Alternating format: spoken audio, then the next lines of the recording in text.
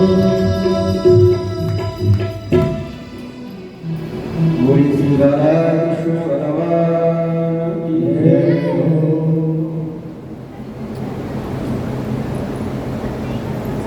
श्री भागवत भगवान श्री नारायण भगवान की पावन असीम अनुकंपा से गुप्ता परिवार के द्वारा श्रीमद् भागवत सप्ताह ज्ञान महायज्ञ के आयोजन के आज दूसरे दिन की वेला में हम आज मना श्रीमद् भागवत तथा श्रवण गान करने के लिए उपस्थित हुए हैं। जब उस पूर्ण प्राप्त परमेश्वर परमात्मा श्री राधा कृष्ण भगवान की पावन असीम अनुकंपा जब होती है तब ये देव दुर्लभ श्रीमद् भागवत कथा श्रवण करने का सौभाग्य प्राप्त हो पाता है। ये भागवत कथा देवताओं के लिए भी दुर्लभ है। ये केवल हम मानव के कल्याणार्थ ये सुलभ है। आदि स्वर्ग धाम वैकुंठ गोलोक धाम में भी भागवत भगवान की कथा सुलभ नहीं। और जिनके ऊपर भगवान की बड़े असीम अनुकंपा होती है, जिनके जन्म जन्मांतर के पुण्य सुकृत उदय होते हैं, एकत्रित होते हैं, उन्हीं को ये सौभाग्य प्राप्त नहीं हो पाता। नहीं तो यही सब अति कठिनाई राम कृपा अति कठिनाई राम आए न जाए। ये सलामत अति कठिनाई,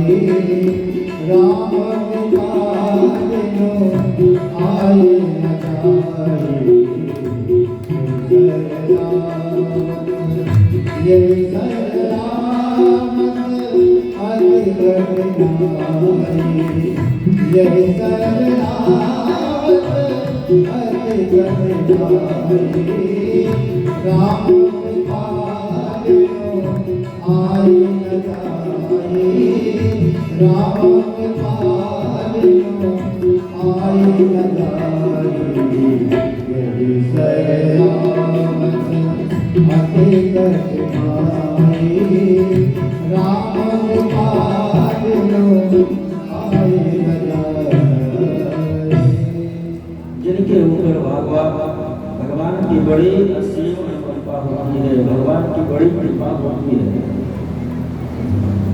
उन्हीं को ये शुभ अवसर सौभाग्य प्राप्त हो पाता है। नहीं तो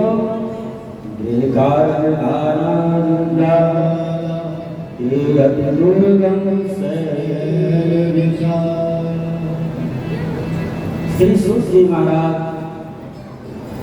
88,000 ऋषियों को नई साल क्षेत्र में श्रीमद् भागवत कथा श्रवण करा रहे हैं।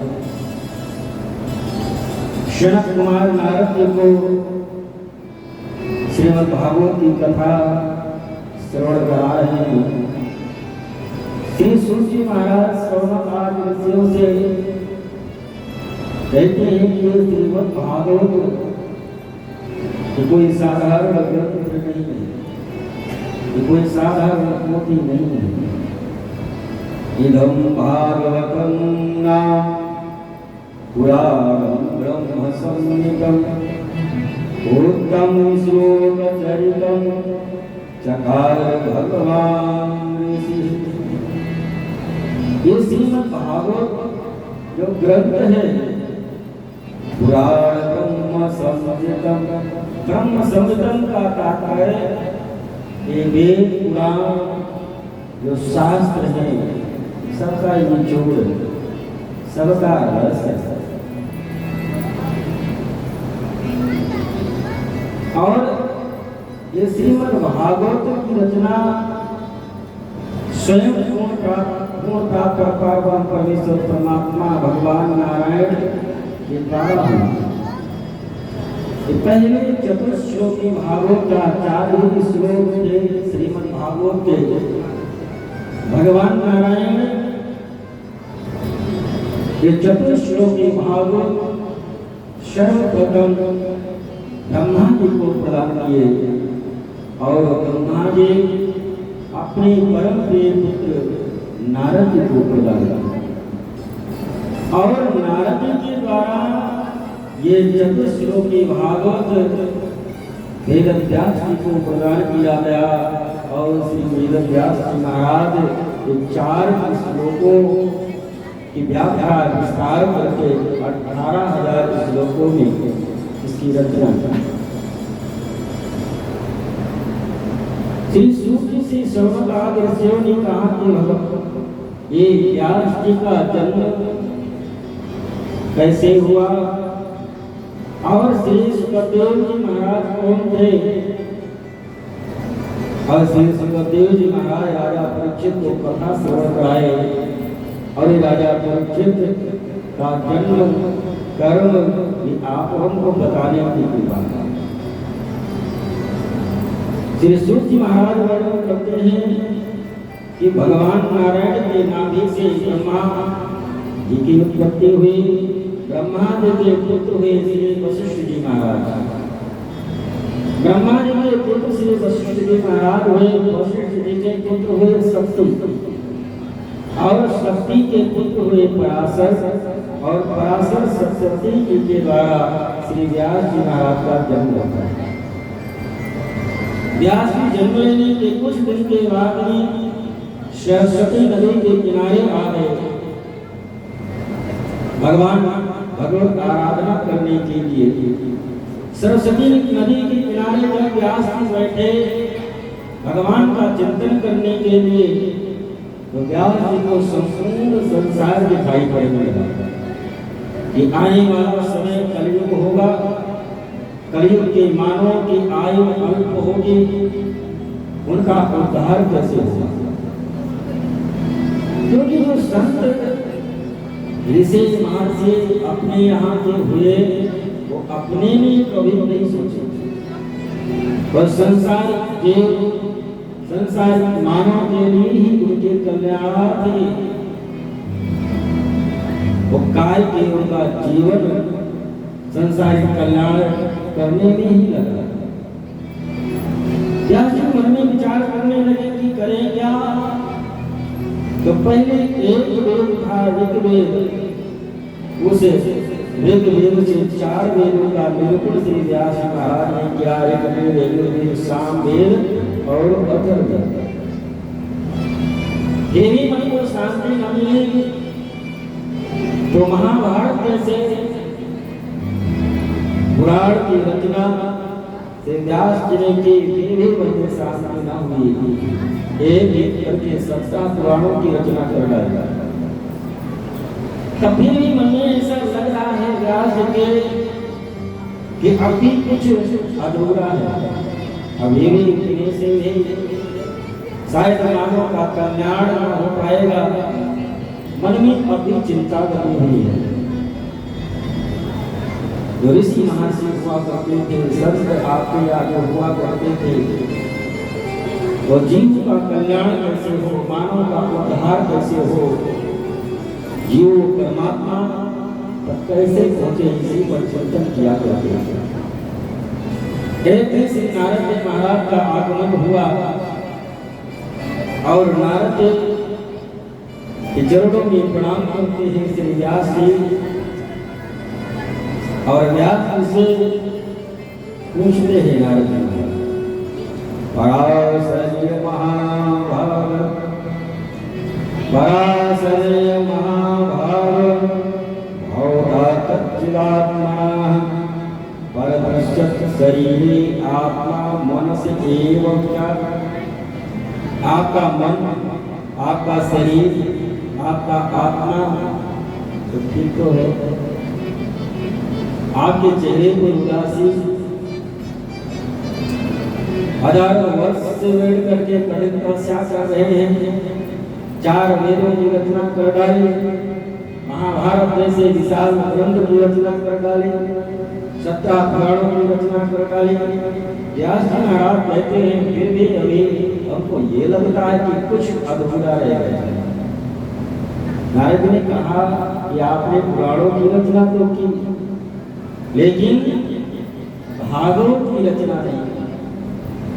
क्या जो और 17 पुराण है इसमें भगवान की चर्चा नहीं है? उसमें भी है भगवान की चर्चा, लेकिन उसमें विशेष करके धर्म, अर्थ, काम, मोक्ष, दान, धर्म, व्रत इत्यादि का विशेष रूप से वर्णन किया गया है। नारद जी ने कहा आप भागवत की रचना करें। भागवत का केवल आपको विस्तार करना है, रचना तो भगवान नारायण ने पहले ही करवा ली चतुर्श्लोकी भागवत के रूप में। वो चतुर्श्लोकी भागवत जो भगवान नारायण हमारे पिता ब्रह्मा को प्रदान किए और हमारे पिता ब्रह्मा जी हमको प्रदान किए, हम आपको दे रहे हैं। आपको केवल विस्तार करना है, क्योंकि अब आने वाला जो समय होगा कलयुग, उसमें मानव की जो बुद्धि होगी उतनी विस्तृत नहीं होगी, उतनी व्यापक नहीं होगी। वो 4 श्लोक के माध्यम से ही संपूर्ण भागवत कथा को समझ पाएगा। इसलिए आप इसका विस्तार करें, इसकी व्याख्या करें। व्यास जी महाराज ने कहा और अवस्था भी अधिक हो गई, अब हमसे लेखन का कार्य नहीं हो पाएगा। अब हमसे लेखन का कार्य नहीं हो पाएगा। नारद जी ने कहा कि आप इसकी चिंता मत करें, संतों की शरण आप ग्रहण करें और संतों की कृपा हो जाए तो संसार में कोई भी कार्य दुर्लभ नहीं है। यदि संतों की कृपा हो जाए तो कोई भी कार्य दुर्लभ नहीं। नारद जी अपने पूर्वजन्म की जन्म की कथा बताई। नारद जी कहते हैं कि मैं पूर्व जन्म में दासी का पुत्र था और संतों की ही कृपा से इस जन्म में मैं ब्रह्मा जी का पुत्र बना और संतों की कृपा से आज मैं आवाज किसी तीनों लोगों में आ जा सकता हूँ। जब मैं चाहूँ अपने पिता ब्रह्मलोक में पहुँच जाऊँ, जब चाहूँ मैं वैकुंठ धाम में चला जाऊँ, जब चाहूँ कैलाश भगवान शिव का दर्शन करने के लिए पहुँच जाऊँ। इस संतों की कृपा से ही सुलभ हो पाएगा। इसलिए आप ही संतों के चरण शरण को ग्रहण करिए, निश्चित रूप में आप इस कार्य को कर लिया जाएगा। आइए हम लोग भी थोड़ा संतों की चरणों की वंदना कर लेते हैं। व्यास जी के शास्त्र में संतन के संग लागे तेरी अच्छी बनेगी, संग के संग लागे तेरी अच्छी बनेगी, संग के संग लागे तेरी अच्छी बनेगी, अच्छी बनेगी तेरी बिगड़ी बनेगी, अच्छी बनेगी तेरी बिगड़ी बनेगी, करेंगे करेंगे तेरी अच्छी बनेगी, करेंगे करेंगे तेरी अच्छी बनेगी।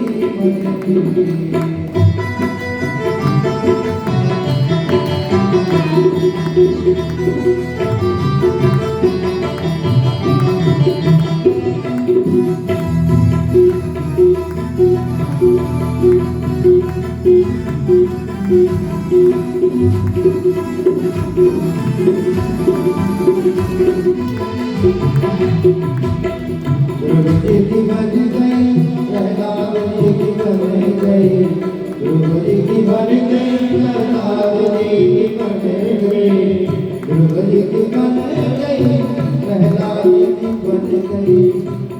एक कट गई प्रहलाद एक बनेंगे हर सुमिरन प्रहलाद तेरे अंशी बनेंगे सुमिरन प्रहलाद तेरे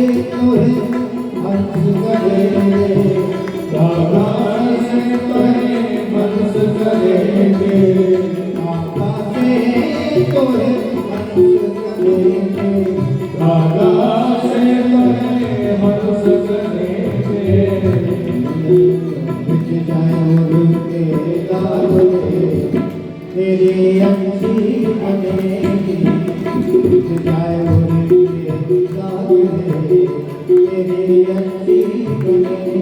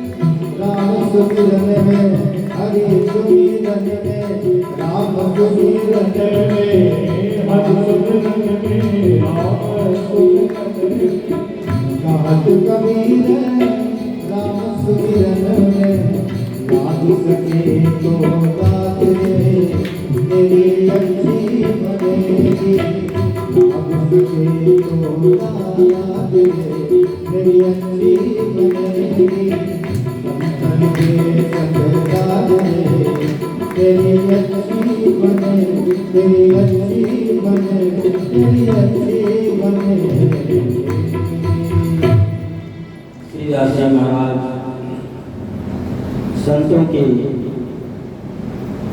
चरणों के प्रणाम किया।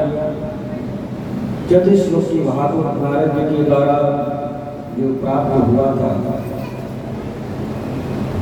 उसका विस्तार श्री व्यास जी महाराज ने किया। भागवत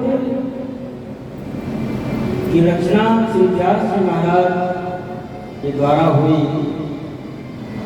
लेकिन लेखन का कार्य श्री गणेश जी और जयमनी महाराज ने किया, क्योंकि जिस समय श्रीमद् भागवत की रचना व्यास जी महाराज ने किया उस समय वृद्धावस्था आ गई। इसमें एक श्लोक बोलते जा रहे हैं श्री व्यास जी महाराज और लेखन का कार्य श्री गणेश जी और जयमुनि महाराज ने किया।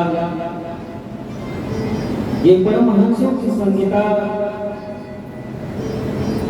जब की रचना व्यास के द्वारा हो गई तो मन में विचार करने लगे ये किसको प्रदान करना, क्योंकि ये परमहंसों की संहिता है।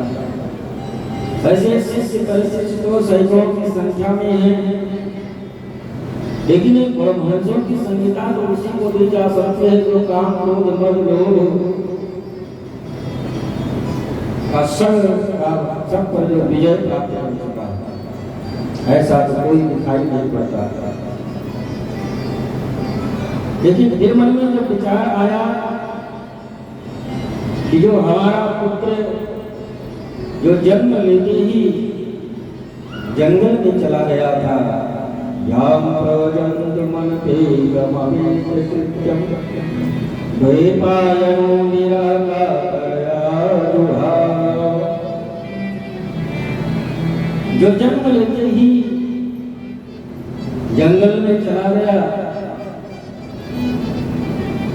श्री सूर्य से सोहरदेव ने प्रश्न किया कि महाराज कम से कम श्री सुखदेव जी महाराज का जन्म कैसे हुआ, ये भी बताने की बात। श्री सुखदेव जी महाराज वैकुंठ धाम में श्री राधा रानी के यहाँ सुख के रूप में रहा करते। राधा रानी श्री सुखदेव जी से कहा कि आप पृथ्वी लोक पर जाइए, श्रीमद् भागवत की रचना व्यास के द्वारा हो गई है और आप जन कल्याणार्थ प्रचार प्रसार करने के लिए आप धरातल पर जाइए। श्री सुखदेव जी महाराज ने मना कर दिया कि धरातल पर जाएंगे, मृत्यु लोक में जाएंगे तो भगवान की जो माया है वो छोड़ेगी नहीं, और भगवान की माया के चक्कर में काम क्रोध मद लोभ ईर्ष्या इसी में ये जीवन बर्बाद हो जाएगा। राधा रानी ने कहा कि उसकी चिंता आप मत करें, आप हमारे कहने पर जन कल्याणार्थ आपको धरातल पर जाना होगा। और भगवान को कोई जल्दी कार्य करना होता है तो नारद जी को भेजते हैं। नारद जी भगवान नारायण के मन है। एक दिन श्री नारद जी महाराज भ्रमण करते हुए कैलाश पर्वत पर पहुंचे और कैलाश पर्वत पर उस समय मैया पार्वती अकेली बैठी हुई थी। भगवान शिव गुफा में बैठ करके अपने इष्ट देव का स्मरण कर रहे थे। पार्वती जी के चरणों में नारद बाबा ने प्रणाम किया। पार्वती पूछने के बाबा बहुत दिनों के बाद में आए। नारद ने कहा कि अब कहीं आना जाना बहुत कम हो गया, अब कहीं नहीं आते जाते जाते। क्यों? क्योंकि अब परिवार में भी एक दूसरे से लोग भेदभाव करने लगे, ऊपर से कुछ और हृदय में कुछ, ऐसी भावना आपस में पारिवारिक पति पत्नी में भी अब देखने को मिलता है। इसलिए अब इच्छा नहीं होती कहीं आने जाने, अब वो प्रेम और स्नेह नहीं करता। पार्वती ने कहा कि हमारे यहाँ तो ऐसी बात नहीं है, भोले बाबा तो हमसे इतना प्रेम करते हैं, इतना स्नेह करते हैं कि वो कोई भी बात हमसे छुपाते नहीं। यहाँ तक जब वो ध्यान करने के लिए बैठते हैं तो अपने इष्ट देव के जो दर्शन करते हैं वो दर्शन का स्वरूप भी आकर के बताते हैं, तो नहीं बताना चाहिए। भोले बाबा हमसे इतना प्रेम करते हैं, तो नारद ने कहा कि भोले बाबा आपसे बहुत प्रेम करते हैं। हाँ, तो आपसे ये भी बताए होंगे कि गले में जो मुंडों की माला पहने हैं वो किसकी है? गले में जो मुंडों की माला हमेशा लटकाए रहते हैं, अपने सीने से लगाए रहते हैं, वो किसकी है ये भी बताए होंगे। पार्वती जी ने कहा ये तो नहीं बताया। तो नारद जी ने कहा कि आपसे प्रेम या घात करते हैं, जिसको अपने सीने से हमेशा लगाए घूमते हैं बाबा, वो बात आज तक आपसे नहीं बताए और आप कहती हैं कि भोले बाबा हमसे बहुत प्रेम करते हैं, जो भी बात होती कोई छुपाते नहीं, हर बात हमसे बताते हैं। पार्वती जी ने कहा ये बात तो नहीं बताया। नारद जी ने कहा यही तो हम कहते हैं। ठीक है, मैं आज जब आए शाम को तो पूछूंगी। नारद जी ने कहा कि ऐसे पूछने पर नहीं बताया, ऐसे नाराज होकर के बैठो और वो जब दरवाजा ले ले तब पूछना, तब भले बता दे। ठीक है, नारद बाबा बता करके और जिस गुफा में भगवान शिव बैठे थे उसी गुफा से होकर के निकले। भोले बाबा को प्रणाम किए और भोले बाबा से नारद जी ने कहा कि माता जी आपको याद कर रही है, थोड़ा जल्दी जाना। भगवान शिव ने कहा कि आप होकर के आ रहे इसलिए तो जरूर याद करते हैं, जाना पड़ेगा। भगवान शिव जब वापस लौट करके आए, पार्वती मैया नाराज बैठी हुई है। क्या बात है देवी, इतनी नाराज क्यों हो? पार्वती जी ने कहा कि आज हमारी आंख खुली, आज हमको पता चला कि आप ये ऊपर से तो गोरे हैं, कर्पूर गौरम, और कहने का केवल आपका करुणा अवतारम है, लेकिन अंदर आपके कितना कलमश भरा हुआ, आपका हृदय कितना काला है। आज नारद के द्वारा हमको पता चला। क्या बात है बताओ तो देवी। पार्वती जी ने कहा कि आज नारद नहीं आए होते तो आपका हृदय कितना काला है, आप कितनी बातों को छुपा करके रखते, आज हमको पता चला। भगवान शिव ने कहा कि देवी ऐसी कोई बात नहीं है, जानती हो कि हर बात तो हम आपसे बताते हैं, कोई बात छुपा करके तो रखते नहीं। तो हर बात छुपा बताते हैं, कोई छुपा करके नहीं रखते। तो एक बात ये बताओ कि जो ये मुंडों की माला आप धारण किए हुए हैं ये किसकी? भगवान शिव ने कहा कि यही तो प्रेम का प्रतीक है। मैं तुमसे कितना प्रेम करता हूँ, कितना स्नेह करता हूँ, ये उसी का प्रमाण है। जितनी बार आपका शरीर छूटा, मैं आपके मुंडों को अपने माला में पिरोता गया, ये माला बनकर के तैयार हो गया। तो पार्वती ने कहा कि एक बात बताओ बाबा, ये हमारी मृत्यु इतनी बार हो गई कि हमारे मुंडों से माला बन गई, और आपने कौन सा अमृत का पान कर लिया है कि जिससे आपकी मृत्यु नहीं होती, आपका शरीर नहीं छूटता? भगवान शिव ने कहा कि हम अमर कथा का पान किए हैं, जिससे हमको ये शरीर नहीं छोड़ना पड़े। तो अमर कथा हमको भी सुनाइए। भगवान शिव ने कहा ठीक है देवी, यदि आपकी इच्छा है अमर कथा सुनने की, चलो सुनाते हैं। पार्वती को गुफा में लेकर के गए और अपने डमरू को बजाए। वहां पर जो भी पक्षी थे सबको उड़ करके चले गए सुनसान जगह। और पार्वती से भगवान शिव ने कहा देवी एक काम करना कि जब मैं कथा सुनाने के लिए बैठूं, मैं अपने इष्ट का ध्यान करके कथा आपको सुनाऊंगा। ध्यान भंग होकर के आप बीच बीच में हुकारी भरते रहना, जिससे हमको ये पता चलता रहे कि आप कथा सुन रही है, आपको नींद नहीं आ रही। ठीक है बाबा। भगवान शिव श्रीमद् भागवत रूपी अमर कथा पार्वती जी को सुनाने लगे। एक दिन व्यतीत हो गया, 2 दिन व्यतीत हो गया, 3 दिन व्यतीत हुआ। बाबा निरंतर कथा सुनाते जा रहे हैं पार्वती जी को। कोई वहां पर पशु पक्षी भी नहीं है, लेकिन वहां पर एक सुग्गा सूखे रहते थे, उनका अंडा रह गया था, वो बेचारे कैसे भागे। और कथा के प्रभाव से वो अंडा फूट गया और सूखे का बच्चा भी कथा सुनने लगा। 5वें 6वें दिन की कथा में पार्वती जी को नींद आ गई, सोने लगी। सुग्गे का जो बच्चा था मन में विचार करने लगा, मैया तो सो गई, अब ये हुकारी भरेगी नहीं, बाबा ने कथा बंद कर देंगे, आगे कथा कैसे होगी, कथा सुनने को मिलेगा नहीं। तो सुखे का स्वभाव होता है जैसा बोला जाए वो अनुकरण कर लेते हैं। तो सुखे का बच्चा हुकारी भरने लगा। बाबा को पता नहीं चला कि सुखे कोई जानवर सुधा हुकारी भर रहा है कि देवी पार्वती हुकारी भर रही है। कथा समाप्त हुई, बाबा ने जयकारा लगवाई, बोले भागवत भगवान की। जब जयकारा लगवाई पार्वती मैया की नींद खुली तो पार्वती जी कहती है कि बाबा जब भगवान द्वारका पहुंचे उसके बाद में क्या हुआ? भगवान शिव ने कहा कि उसके बाद में क्या हुआ, इसका मतलब फिर हुकारी कौन भर रहा था? पार्वती जी मुस्कुरा करके कहे क्या करे बाबा, नींद आ गई, सो गई। लेकिन हुकारी की आवाज तो हमारे कानों में आ रही थी, कौन?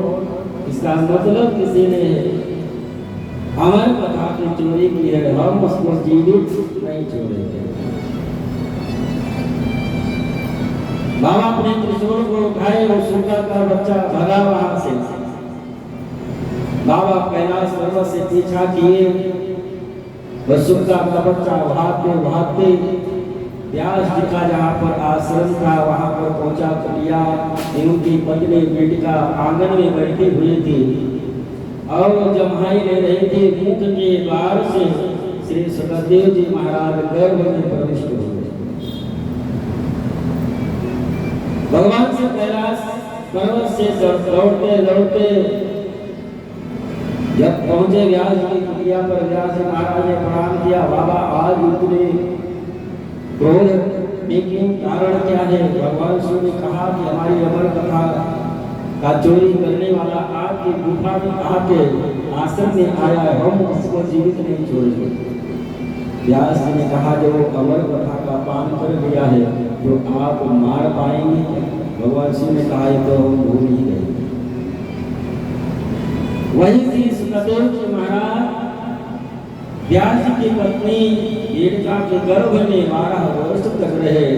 12 वर्ष के बाद में जन्म लेते ही जंगल में चले गए। जब भागवत की रचना हो गई तो श्री व्यास जी महाराज परमहंसों की संहिता से भागवत अपने पुत्र श्री सुखदेव जी महाराज को प्रदान किए और श्री सुखदेव जी महाराज राजा परीक्षित को कथा श्रवण कराए। इससे उनका उद्धार हुआ। शौनक आदि ऋषियों ने सूत से पूछा कि महाराज राजा परीक्षित किस कुल परंपरा के थे, किस वंश के थे, इनका जन्म किस कुल खानदान में हुआ था, आप हमको बताने की कृपा करें। श्री सूत जी महाराज कहते हैं कि राजन ऋषियों राजा परीक्षित पांडवों के वंश में इनका जन्म हुआ था। जब महाभारत का युद्ध समाप्त हो गया, यदा वीरस्ततो वीरगतिषु विकोदारित्रगदा विमर्शा भगनी उदंडे धृतराष्ट्रपुत्री।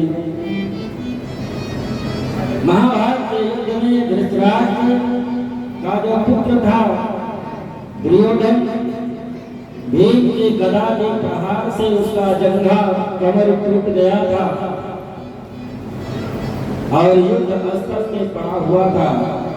इसकी मृत्यु नहीं हो गई। क्यों?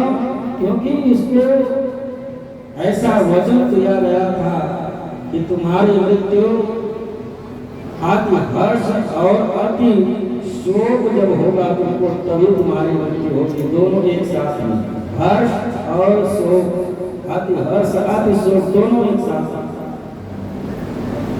तभी तुम्हारी मृत्यु होगी। भीम के गदा के प्रहार से इसका जंघा टूटा हुआ है, पड़ा हुआ है, मृत्यु नहीं हो गई। और वो इस युद्ध स्थल में सोच रहा है। कि हमारे 100 भाई थे और 100 में से एक वर्ग के योद्धा थे। 100 के 100 भाई थे। द्रोणाचार्य, कृपाचार्य, कर्ण ऐसे योद्धा युद्ध में मार दिए गए। करोड़ों की संख्या में हमारे योद्धा मार दिए गए, लेकिन पूरा 5 के 5 अभी जीवित है। ये तो मन में विचार कर रहा है, लेकिन कब वो दुर्योधन ये मन में विचार नहीं कर रहा कि हमने कौन सा ऐसा कुकर्म किया था जिसके कारण हमारा संपूर्ण परिवार समाप्त हो गया और हमारे साथ में रहने के कारण इतने बड़े बड़े योद्धा भी इस युद्ध में मारे गए और उधर केवल 5 ही के पांडव, छोटी सी सेना थी, उस सब के सब जीवित रहे। अपने कुकर्मों को याद नहीं कर रहा, जबकि महाभारत युद्ध होने के पूर्व द्वारकाधीश भगवान कृष्ण दुर्योधन को समझाने के लिए आए। दुर्योधन, ये 5 पांडव जो है ये आपके चाचा के ही लड़के थे और चाचा के लड़के होने के कारण आधे साम्राज्य के अधिकारी हैं। और जैसा कि 12 वर्ष का वनवास, 1 वर्ष का अज्ञातवास पूर्ण करके आ गए हैं, तो मैं उनके लिए आधे साम्राज्य के लिए आपसे कहने के लिए नहीं आया हूँ। केवल 5 गांव में कोई उसी में गुजर बसर कर रही है। दुर्योधन ने कहा कि कन्हैया, द्वारकाधीश, आप 5 गांव की बात कर रहे हैं। सूचक्रैव दास्यामि, सूचक्रमेव दास्यामि बिना युद्धेन केशवा। आप 5 गांव की बात कर रहे हैं, मैं एक सुई की नोक के बराबर जमीन को नहीं दे सकता बिना युद्ध के। वो हमसे युद्ध करे और युद्ध में हमको पराजित करके वो संपूर्ण राज्य ले सकते हैं, लेकिन यदि आप कहें कि बिना युद्ध के, तो बिना युद्ध की एक सुई के नोक के बराबर भी उनको जमीन नहीं दे सकता। नहीं माना, जिसके परिणाम स्वरूप 100 के 100 भाई मारे गए। इसके साथ देने वाले द्रोणाचार्य, कृपाचार्य, कर्ण ऐसे महारथी भी मार दिए गए। करोड़ों की संख्या 18 छोड़ी सेना मार दी। युद्ध स्थल में पड़ा करा रहा है। एक दिन इस राज्य पर अश्वत्थामा आया। अश्वत्थामा दुर्योधन से कहने लगा, मित्र, आपकी ऐसी दशा को देखी नहीं जा रही कि आप युद्ध स्थल में पड़े हुए हैं और मित्र, आप सेनापति भीष्म पितामह को कभी बनाए, कभी कर्ण को बनाए। यदि आप कभी सेनापति हमको बनाए होते तो जो जिस दशा को आज आप प्राप्त किए, दशा आपकी नहीं हुई होती। तो दुर्योधन ने कहा कि अभी हमारी मृत्यु नहीं हुई है, और जब तक हमारी मृत्यु नहीं होगी तब तक हम ही राजा हैं। यदि ऐसा है तो हम तुम्हारा राज तिलक करते हैं अपने सेनापति के रूप में, और वही रक्त रंजित धूल से इसका तिलक किए और कहा कि हम आपको अपना सेनापति स्वीकार करते हैं, देखते हैं कि तुम हमारे लिए क्या कर सकते हैं। दुर्योधन ने कहा कि हमारी मृत्यु यदि 5 पांडवों में से एक भी मर गया होता तो बहुत आसानी से हो जाता। यदि 5 में से एक की मृत्यु हो गई होती तो हमारी मृत्यु आसानी से हो सकती थी, लेकिन वो 5 के 5 जीवित रहे, कैसे चलेगी? हमारे 100 भाई मारे गए, हमारी ये दशा। अश्वत्थामा ने कहा कि आप चिंता न करें मित्र, आप एक ही बात कर रहे हैं, मैं 5 का सर आपके सामने ला करके रखूंगा। अश्वत्थामा प्रतिज्ञा तो कर ली, लेकिन अब मन में विचार करने लगा कि जिन पांडवों को हमारे पिता द्रोणाचार्य पराजित न कर पाए, जिन पांडवों को कर्ण ऐसे महारथी पराजित न कर पाए, युद्ध में मारे गए, जिन पांडवों को भीष्म पितामह ऐसे महारथी पराजित न कर पाए, जिन पांडवों को दुर्योधन पराजित न कर पाए, उन पांडवों को हम कैसे मार पाए। रात्रि का समय है, बन्नी विचार कर रहा है, लेकिन अब प्रतिज्ञा कर ली है तो पूर्ण कैसे होगा।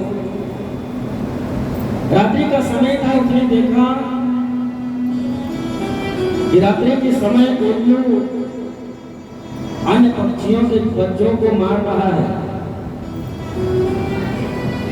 उन उल्लू को अपना गुरु बना लिया कि सामने सामने तो मैं पांडवों को पराजित नहीं कर सकता, जागते हुए पांडवों से मैं युद्ध नहीं कर सकता, लेकिन सोते हुए पांडवों को तो मार ही सकता था। सोते हुए पांडवों को तो मैं मार ही सकता हूँ, ऐसा मन में विचार आया अश्वत्थामा के, और पांडवों को सोते हुए पांडवों को मारने के लिए चल पड़ा। लेकिन जागो राखी साइया मार सके न कोई, बाल नवाता कर सके जो जग बैरी। नारायण रखवार है जाते भुजा हजार, हजार भुजा वाले जिसकी रखवाली करने वाले हों, तो भुजा वाले क्या कर सकते। गाय का देश भगवान कृष्ण पांडवों से धर्मराज युधिष्ठिर से कहे कि भैया अब युद्ध तो हम लोग जीत ही चुके हैं, आप राजा बन चुके हैं, आज करो रात्रि में थोड़ा हम लोग गंगा जी के किनारे यमुना जी के किनारे थोड़ा भ्रमण कर आते हैं। इस शिविर में पड़े पड़े युद्ध करते करते बहुत दिन व्यतीत हो गए। रात्रि में 5 भाइयों को लेकर के द्वारकाधीश यमुना के किनारे निकल पड़े घूमने के लिए। और पांडवों के पुत्र द्रौपदी के जो 5 पुत्र थे, वो बिना बताए पांडवों के शिविर में आए, और वो 5 पुत्र पांडवों के बिस्तर पर लेट गए, सो गए। अश्वत्थामा रात्रि में आया, वो समझ नहीं पाया कि ये पांडव के पुत्र हैं, और 5 के सर को काट करके रात्रि में लेकर के चला गया। दुर्योधन के सामने रात्र के रखा। अश्वत्थामा ने कहा कि मित्र, आप एक पांडव की बात कर रहे थे, मैं 5 पांडवों का सर आपके सामने काट करके ला करके रख दिया। बहुत प्रसन्न हुआ कि जिन पांडवों को युद्ध करते करते हमारी 18 अचोड़ी सेना समाप्त हो गई, 100 भाई समाप्त हो गए, वो पांडव का सर आज हमारे सामने पड़ा हुआ है।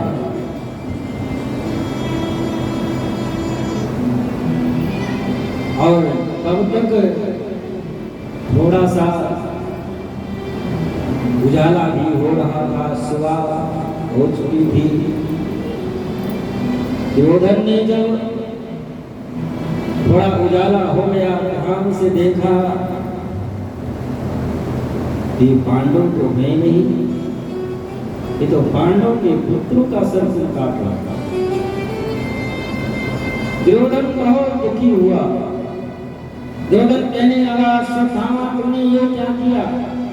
हमने तो पांडवों को मारने की बात कही थी, तुमने तुम्हारे वंश को ही समाप्त कर दिया। हमारे भाई भतीजे पोते तो पहले ही सम्मान दिए गए थे।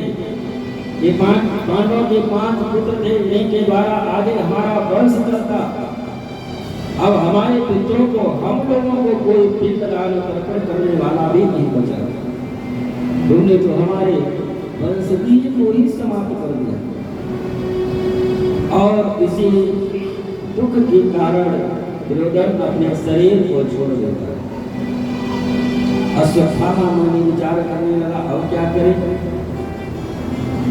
मित्र के काम भी न आ सका और पांडवों से मैं बैर भी मोल ले पड़ा। उधर जब सुबह हो गए, अपने बच्चों को जगाने के लिए द्रौपदी जब आई और द्रौपदी जब देखती है केवल धड़ पड़ा हुआ है, बच्चों का सर नहीं है, तो द्रौपदी जोर जोर से चिल्ला करके रोने लगी। जिस माँ के एक बेटे की मृत्यु हो जाए, उस माँ के हृदय से पूछो कितना बड़ा कष्ट होता है।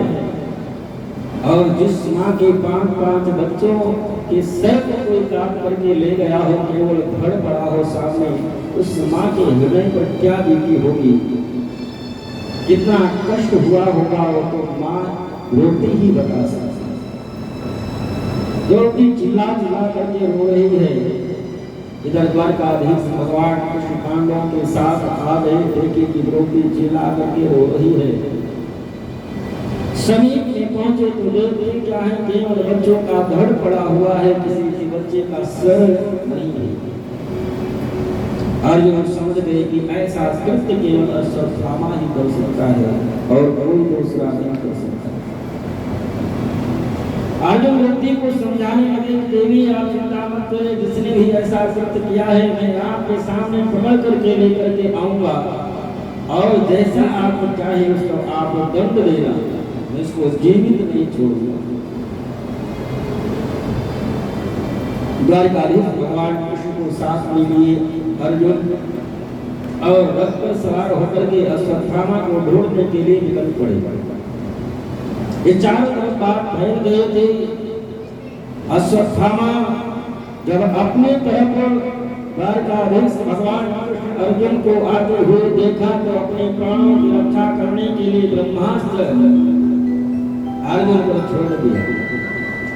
अपने तरफ ब्रह्मास्त्र आता हुआ देख अर्जुन घबराए और द्वारकाधीश भगवान कृष्ण से प्रार्थना करने लगे, प्रभु इसने तो ब्रह्मास्त्र छोड़ दिया, अब क्या करें, आप ही हमारे प्राणों की रक्षा करें, क्योंकि ब्रह्मास्त्र का कोई काट नहीं और ब्रह्मास्त्र को केवल चलाना ही आता है, इसको लौटाना भी नहीं आता है। कृष्ण कृष्ण महाबाहु भक्तानां अभयंकरः स्वामी बोधयमानानां पवर्गोऽसि संस्कृते। द्वारकाधीश भगवान कृष्ण के चरणों में गिर करके अर्जुन प्रार्थना कर रहे हैं कि प्रभु मेरा कोई न सहारा तेरे, नंदलाल समरिया मेरा कोई न सहारा तेरे,